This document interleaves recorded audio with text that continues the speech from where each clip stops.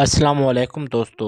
فوجی جرنیلوں کے ریٹائرمنٹ کے بعد کاروبار یا پیشوں میں ملوث ہونے کا رجحان دنیا کے مختلف ممالک میں مختلف ہوتا ہے۔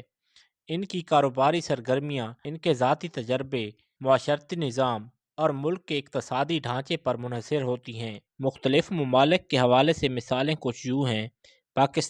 پاکستانی فوجی جرنیل ریٹائرمنٹ کے بعد اکثر ڈیفنس ہاؤسنگ اتھارٹیز، فوجی فاؤنڈیشن یا دیگر ملٹری اداروں سے منسلک ہو جاتے ہیں۔ کچھ ریٹائرڈ جرنلز کنسلٹنگ فرمز قائم کرتے ہیں یا بڑے کاروباروں کے ڈائریکٹر کے طور پر کام کرتے ہیں۔ زراعت اور ریئل اسٹیٹ کے شعبے میں سرمایہ کاری کا رجحان بھی دیکھنے میں آتا ہے۔ نجی تعلیمی ادارے یا ہسپتال بھی بعض ریٹائر افسران کے منصوبوں میں شامل ہوتے ہیں۔ اب بات کر لیتے ہیں امریکہ کے حوالے سے۔ امریکی ریٹائرڈ جرنلز اکثر دفاعی صنعت میں مشیر یا ایگزیکٹو کے طور پر شامل ہوتے ہیں، جیسے بوئنگ یا لاک ہیڈ مارٹن۔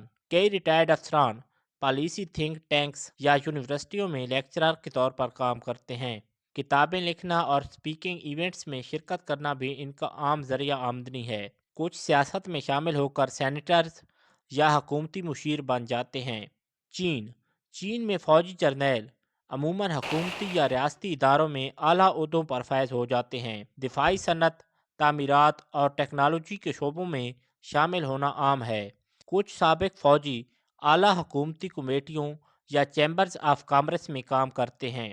روس میں ریٹائرڈ جرنلز اکثر حکومتی عہدوں پر فائز ہوتے ہیں یا دفاعی کمپنیوں میں اعلیٰ کردار ادا کرتے ہیں۔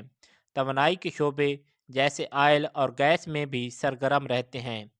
نجی سیکیورٹی فرمز یا ملٹری کنٹریکٹنگ کمپنیاں شروع کرنا عام ہے۔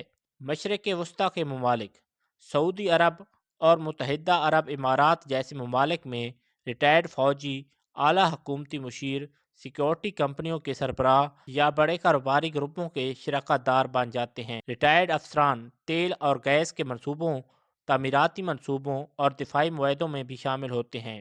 بھارتی فوجی افسران نجی دفاعی کمپنیوں میں مشیر کے طور پر کام کرتے ہیں۔ ریئل اسٹیٹ، تعلیمی ادارے اور فارمنگ کے شعبوں میں بھی حصہ لیتے ہیں۔ کئی سابق جرنل سیاست میں شامل ہو کر حکومتی عہدے حاصل کرتے ہیں۔ برطانیہ میں ریٹائرڈ جرنلز اکثر دفاعی اور سیکیورٹی کنسلٹنگ میں مشغول ہوتے ہیں۔ سیاست یا کارپوریٹ بورڈز میں شامل ہونا عام ہے۔ غیر منافع بخش تنظیموں کے ساتھ منسلک ہو کر سماجی خدمات انجام دینا بھی ان کا رجحان ہے۔ دیگر رجحانات: کئی ممالک میں سابق فوجی عالمی تنظیموں جیسے اقوام متحدہ یا این جی اوز کے ساتھ انسانی خدمت کے منصوبوں میں حصہ لیتے ہیں۔ مختلف ممالک کے ریٹائرڈ جرنلز کاروباری یا پیشہ ورانہ زندگی میں اپنی عسکری تربیت اور قائدانہ صلاحیتوں کا بھرپور استعمال کرتے ہیں۔ یہ رجحانات ملک کے معاشی ڈھانچے اور فوجی جرنیلوں کی سروس کے دوران حاصل کردہ تجربے پر مبنی ہیں۔